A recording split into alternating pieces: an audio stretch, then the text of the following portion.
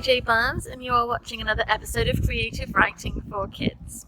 So today I want to talk to you specifically about books, because I said in an earlier video that I would talk about books and why I think books are particularly special and worth putting your time and energy into, not just reading but writing as well. Because I do talk a lot about how much film and TV matter, and they do, but I think books, people sometimes need a bit more persuasion about. So this is what I'm going to be talking about, because mostly people don't need convincing about why film and TV are awesome, which they really are.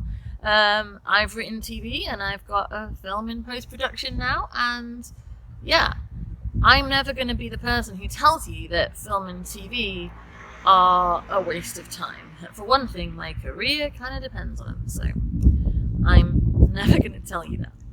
But books, because my career depends on them too, let's be honest, books are where I started, and books matter. So this video, I'm going to be talking to you about specifically why books matter, because I think some people don't believe that.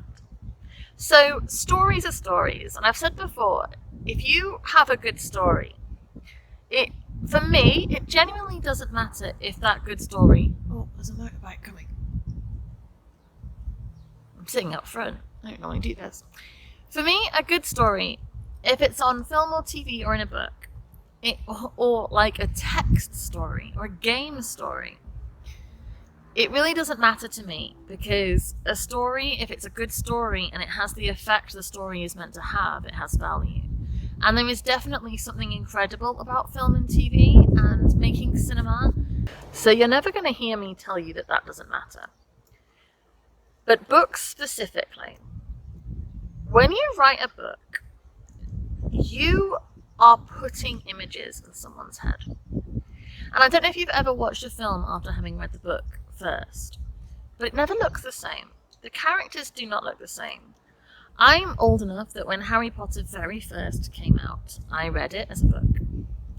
I was 11, and I remember reading Harry Potter and the Philosopher's Stone on a bus on the way home from the shops with my mom, and being absolutely, completely in love with that world, right?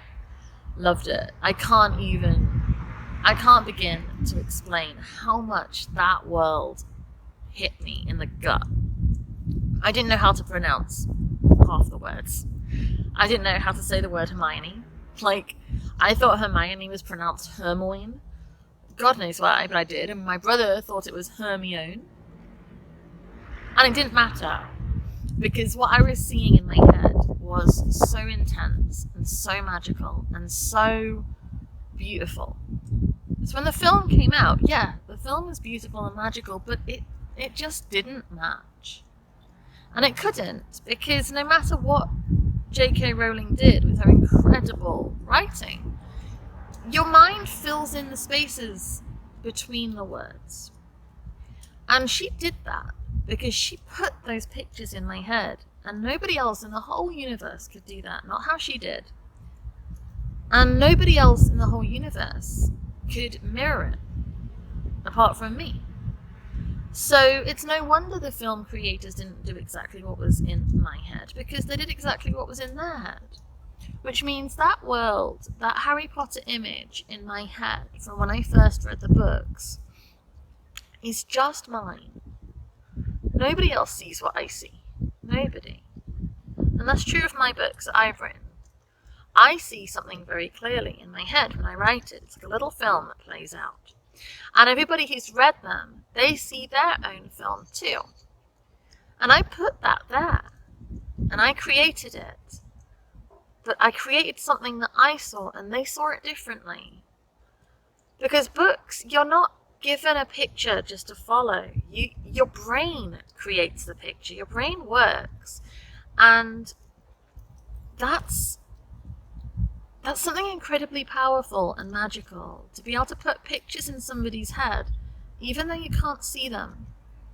And those pictures that they see aren't what you see, and aren't what anybody else sees. And however clearly you describe something, So you're describing a tree, and you can describe how tall and how green and how luscious, but somebody else will see a slightly different shade of green.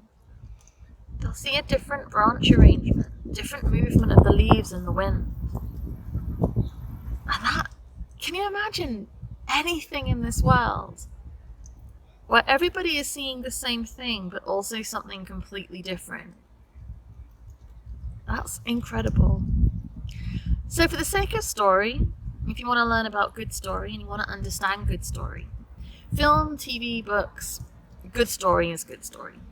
So if you watch something or read something, you can think about it and talk about it and the characters and the plot and the midpoint and the characterization and the story arc and all that sort of stuff. And you can have the same conversation. If it's about a film or a book, the story is the story. But where books are different is that magic. That you get something so personal to you and so unique to you in your head. And if you write a book, you get to give somebody that gift. You get to give somebody that magic in their mind of their own personal movie playing out. Their own story that they will emotionally connect to in ways you might not expect. Because what they see, they love. So that's why books are special, because no matter what you do with a film, and I love film, I study film, I have like 1,000 books on film. I love camera angles and lighting and colouring and just everything to do with it, not just the acting and the story. Everything about film to me is wonderful. But a film can never do exactly what a book can. Because a film can never give somebody a unique experience, because everybody watches the same thing. Everybody's watching it and they're seeing the same actor and the same character.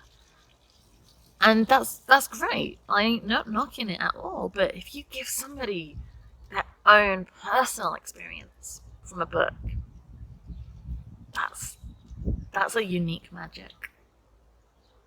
So I hope this explains why I personally think books are so wonderful and why I think they are worth your time. Thank you very much for watching. Come find me on Facebook. My page is Creative Writing for Kids with JJ Barnes. Come tell me your favourite story and why. And tell me what book you're reading, because I'd love to know. If you can like this video and subscribe to my channel, then I will be able to keep bringing you videos, and I look forward to speaking to you again soon. Yeah. Thanks for watching. Bye.